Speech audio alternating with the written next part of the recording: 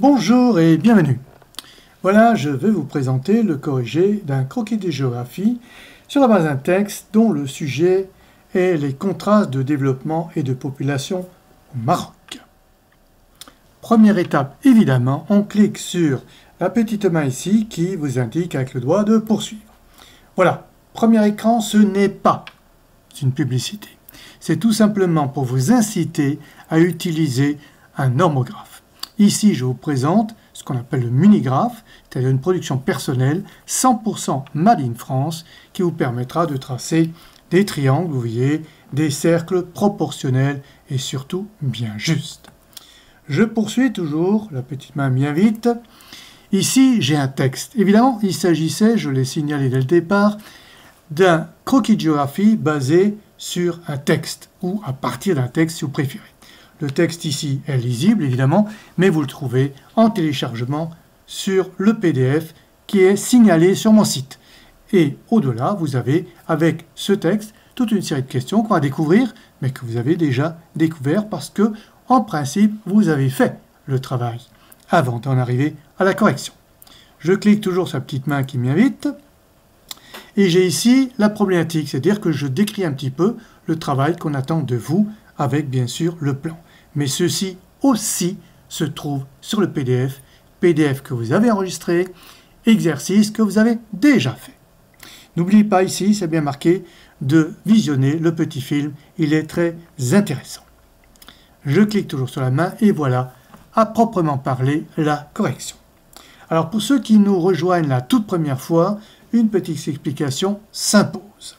Cet écran est divisé en plusieurs sous-écrans.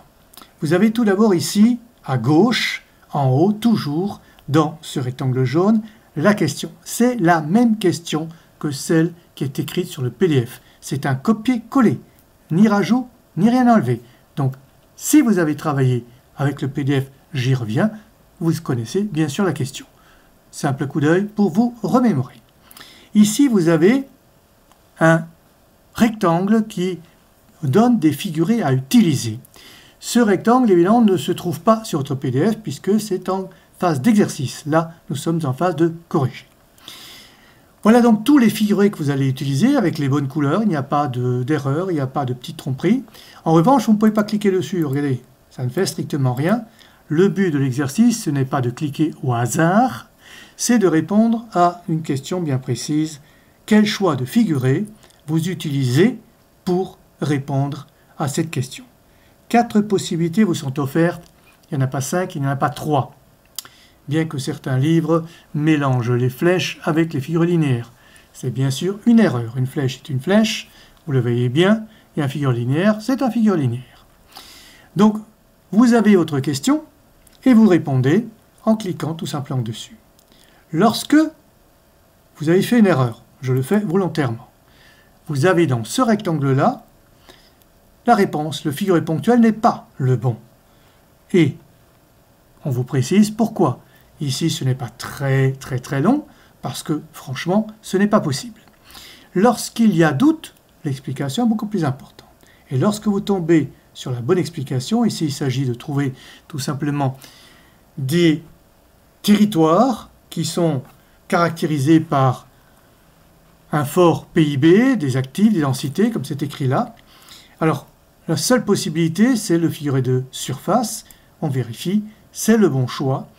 L'explication est donnée, pourquoi c'est le bon choix, et quelle couleur utiliser, et aussi comment l'utiliser, c'est-à-dire en appuyant fortement sur le crayon, légèrement ou moyennement. Tout ceci est écrit, lisez-le, c'est très important, non seulement pour comprendre votre croquis, mais pour dorénavant faire exécuter les croquis sans avoir de corriger forcément sous la main. En même temps, vous avez vu que la légende se construit et que le figuré se met en mode place. Alors, il y a 2 choses importantes encore dont je n'ai pas parlé et que je voudrais évoquer tout de suite. Qu'est-ce qui est important encore? Eh bien, ces 2 boutons-là, cliquez sur les carreaux de cahier, cliquez pour les contours schématiques. Alors, cliquez pour les concours, non pas sur. Alors, off, ça veut dire que ça n'apparaît pas. Cliquons voir dessus. On. Vous avez des carreaux de cahier. Alors, ils vont vous permettre de repérer l'endroit où vous allez reproduire justement les figurés, qu'ils soient de surface, ponctuel ou linéaire.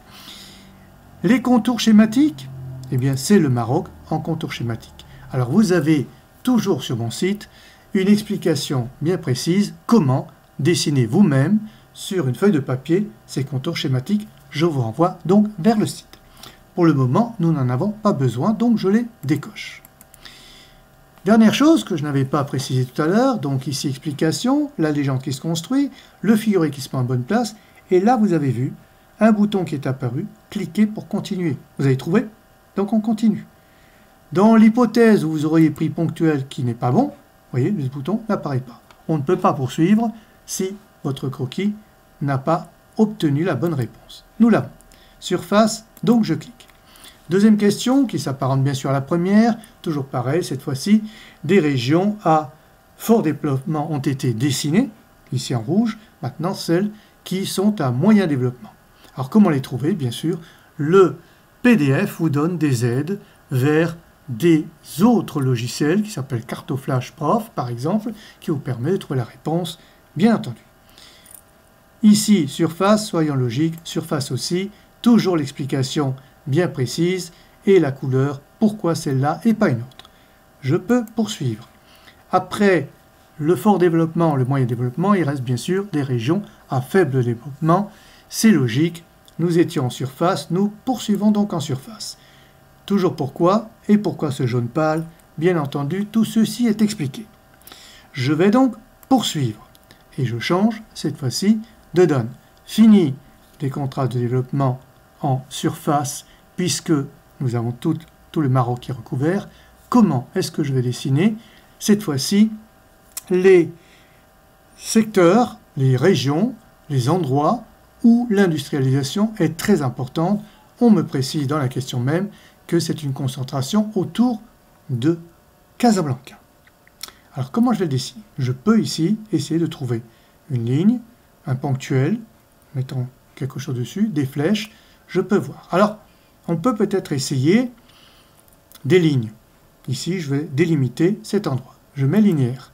Cette fois-ci, on aurait pu, et donc vous le voyez bien, ce n'est pas bon, et pourtant, on aurait pu penser, etc., etc. Donc je vous l'ai fait noter dès le départ, lorsqu'il y a hésitation possible, l'explication dans ce rectangle jaune est beaucoup plus importante. J'explique pourquoi ce n'est pas intéressant de l'utiliser, ce n'est pas adéquat de l'utiliser, ce n'est pas opportun de l'utiliser, mais je vous dis qu'on aurait pu. C'est-à-dire qu'un élève n'a pas fait une faute grave, il s'est tout simplement trompé, et je lui explique pourquoi. Alors, puisque ce n'est pas linéaire, certainement pas flèche, ponctuel non plus, surface, pourquoi pas? Et oui, il existe un figuré de surface qui n'est plus une couleur à proprement parler, comme ici le jaune, l'orange ou le rouge, mais le fait de mettre des hachures, ici horizontales, on peut les voir en oblique, éventuellement verticales, et donc je vous explique pourquoi les hachures et pourquoi la couleur que j'ai utilisée et qu'apportent ces hachures en plus. Lisez-le, c'est très important, je ne vais pas vous le dire, il faut le lire. Je peux donc poursuivre, et là je rentre dans un autre secteur qu'on va voir tout de suite.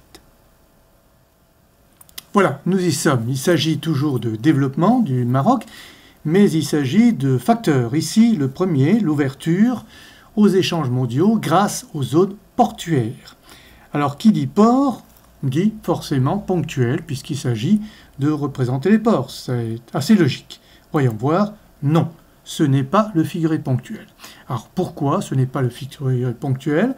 Parce qu'il ne s'agit pas de dessiner, de représenter les ports, mais les zones portuaires et principalement l'ouverture. L'ouverture. Alors, qui dit ouverture, dit peut-être flèche. Non, ce n'est pas la flèche non plus. Je l'ai fait volontairement pour vous montrer que lorsque l'on s'approche d'un figuré qui pourrait être, d'après vous, le bon, mais que ce n'est pas le bon, eh bien, vous avez malgré tout une explication pour vous dire pourquoi ce n'est pas le bon. Ici, c'est bien spécifié, c'est une phrase, mais ça suffit, car il faut mettre en avant la notion d'interface. Et la flèche, même à double sens, isolée, ne le traduit pas. Donc, puisque on parle de flèche, de notion d'interface, ça ne peut être que le linéaire pour délimiter la zone, et avec ces petites flèches, pour vous montrer qu'il y a un effet d'interface. C'est comme ça qu'on dessine tout simplement les interfaces. Alors, elles sont classées dans les figurés linéaires, parce que ce qui prédomine, c'est bien la ligne et non pas les flèches. Voilà, vous avez compris. Donc pour la couleur, pareil, vous regardez, bien sûr en bleu, parce que ce sont des échanges maritimes. Vous avez gagné, on poursuit. Autre facteur, cette fois-ci, on passe à la population qui, ici au Maroc, est concentrée pour près de 90%. Vous l'avez vu sur le PDF, il y a les données chiffrées, aussi la cartographie grâce au logiciel cartographe Prof que vous pouvez utiliser, qui vous donne une vision de cette répartition et de cette concentration de la population dans la partie dite nord-ouest. Alors comment est-ce qu'on va dessiner cela? On pourrait mettre des petits points pour chaque 500 000 habitants. Ça existe. Il y a des cartes qui sont construites comme ça. Mais nous sommes dans un croquis et non pas dans une carte. Donc ponctuel, de toute façon, le bon élève du fond de la classe a déjà vu qu'il n'y a plus rien. Et si, il y a toujours les cercles, il y a toujours la possibilité de le faire. Alors essayons, tentons. Non, ce n'est pas bon. Donc la population, 90%, pourrait, avec des surfaces, le faire. Non, ce n'est pas possible non plus, et je vous explique pourquoi. C'est très précis, lisez-le bien, c'est précis. On aurait pu le faire en figuré de surface, mais on ne peut pas. Alors, je lève un petit peu le voile, pourquoi? Parce que la population est dans cette zone-là, et dans cette zone-là, notamment celle-là, qui est en rouge, vous avez déjà un figuré de surface qui est rouge, un autre qui est concerné par les industries, les hachures. On ne pouvait pas mettre un troisième, on ne pouvait pas barricader le tout. Donc, n'étant pas surface, n'étant pas ponctuel, ça ne peut bien sûr être que linéaire. Et oui, avec un pointier, ça veut bien dire que de part et d'autre, il y a la même chose, mais il y a un découpage. C'est découpé. Eh bien, la concentration de la population est ainsi découpée. Au nord-ouest de cette ligne, vous avez 90% de la population, et ailleurs, eh bien, vous avez les 10%. Lisez bien, l'utilisation du pointillé et noir n'est pas un hasard. On poursuit. Nous voilà maintenant dans la partie des villes. Évidemment, il faut représenter les villes, population égale ville. Beaucoup de population au Maroc est urbaine et finalement de plus en plus, puisqu'il y a un exode, vous l'avez lu dans le texte, un exode rural bien entendu. Comment représenter les villes? Très simple, une ville, un cercle, tout le monde le sait, simplement là, un cercle proportionnel, et j'y viens. Utilisez un normographe, s'il vous plaît, ne dessinez pas des œufs de Pâques. Un cercle proportionnel vous indique aussi la taille des villes, c'est important. Casablanca, très important. Ici, Rabat, pourtant la capitale du Maroc, est beaucoup plus petite, c'est-à-dire beaucoup moins d'habitants. Très important, les figurés proportionnels. Lisez aussi pourquoi la couleur, et vous aurez tout compris. On poursuit. L'industrialisation, bien sûr, mais cette industrialisation, vous dit le texte, a engendré un exode rural d'ampleur. Comment allons-nous dessiner cet exode rural, ce phénomène d'exode rural? Alors, le bon élève de la classe, toujours, il s'est réveillé, il n'y a plus grand-chose, monsieur, il n'y a plus de ponctuel, il n'y a plus de linéaire, il n'y a plus de surface, il n'y a plus que les flèches. Oui, bien sûr, c'est facile comme ça, on aurait pu réfléchir. Exode dit déplacement, déplacement dit flèche.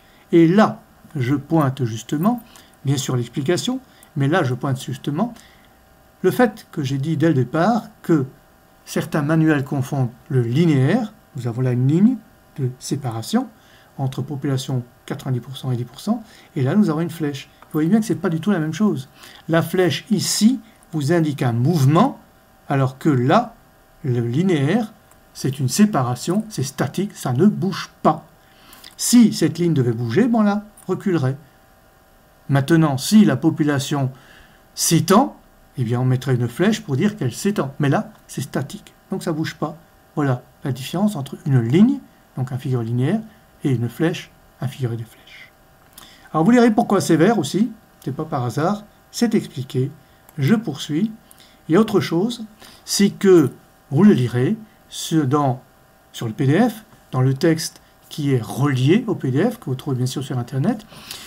Sa Majesté le roi Mohamed VI, dans un discours adressé à la nation, à l'occasion du 44e anniversaire de la Marche verte, a dit que le Sahara marocain, c'est-à-dire toute cette partie-là, gagnée en 1975 grâce à la Marche verte, ce Sahara marocain constituera et constitue déjà le portail du Maroc vers l'Afrique subsaharienne bien entendu. Alors comment est-ce que vous allez représenter ce phénomène, c'est-à-dire cette porte ouverte, c'est-à-dire que le Maroc va y développer quelque chose, va apporter des structures pour un développement économique. Comment est-ce qu'on va le dessiner? Eh bien, toujours le mauvais élève de la classe. Non, s'il vous plaît, taisez-vous, il ne reste plus qu'un seul figuré, tout le monde l'a vu, mais réfléchissons quand même.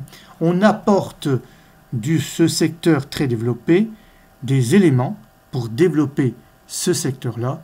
Évidemment, quand on fait passer quelque chose d'ici à là, ça ne peut être que des flèches.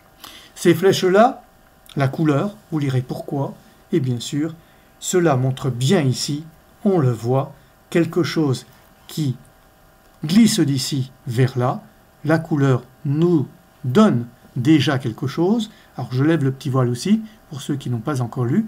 La couleur ici est la même qu'ici, je précise. La couleur de l'axe de développement rouge est la même que la zone déjà développée de manière importante, pour montrer qu'on cherche un développement important et non qu'on le déplace. Celui-là reste, mais on déplace une partie de ce développement, des technologies, des infrastructures, pour permettre le développement de ce que Sa Majesté appelle déjà le portail du Maroc vers l'Afrique subsaharienne. Voilà, je poursuis. Ceux qui ont lu le PDF savent que c'est fini. Et voilà, c'est fini. Il ne vous reste plus que des noms à mettre, bien sûr, les noms des villes, de la mer Méditerranée et de l'océan qui bordent le Maroc, puisque les deux bordent au nord et à l'ouest, ainsi que les pays riverains qui sont Algérie et Mauritanie principalement, et un peu plus loin, puisque c'est sur la carte aussi, le Mali, mais qui n'a pas ici de frontières communes. Simplement, il faut le souligner parce qu'il se trouve sur votre croquis. Merci d'avoir suivi ce corrigé, en espérant que vous ferez un bon travail. Au revoir.